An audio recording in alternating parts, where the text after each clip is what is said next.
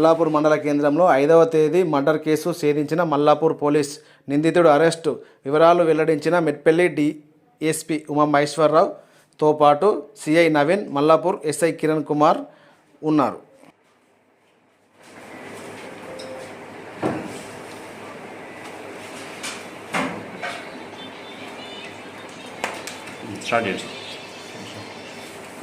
తేదీ 5/4/2024 మధ్యాహ్నం అందాజా 2 గంటలకు మల్లాపూర్లోని దుర్గమ్మ కాలనీకి చెందిన అంబాదాసు సన్నాఫ్ రాజేశం 54 సంవత్సరాల పద్మశాలి రెసిడెన్షియల్ దుర్గమ్మ కాలనీ నడుతున్న ఈ గొంతుపై అతని భార్య మొదటి భర్త కొడుకు కత్తితో నరికి చంపేయడం విషయం రాగా కేసు నమోదు చేసి విచారణ చేపట్టడం అయింది.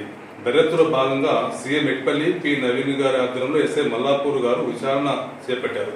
విచారణలో భాగంగా టీములుగా విచారించగా మృతుని భార్య మొదటి భర్త కొడుకు కందిర రవితేజ, సన్నాప్లేట్ రమేష్ 21 సంవత్సరాలు, మున్నూరు కాపు, దుర్గమ్మ కాలనీ మొత్తం తేదీ 10/4/24 మధ్యాహ్నం అందాజా 2 గంటలు మల్లాపూర్లోని నంది విగ్రహం దగ్గర నుండి వెళ్తున్నాడనే సమాచారం మేరకు సీఎం మెట్పల్లి, ఎస్ఐ మల్లాపూర్ మరియు సిబ్బంది కలిసి అటు నిందితులు పట్టుకుని విచారించి రిమాండ్కి తరలించబడింది.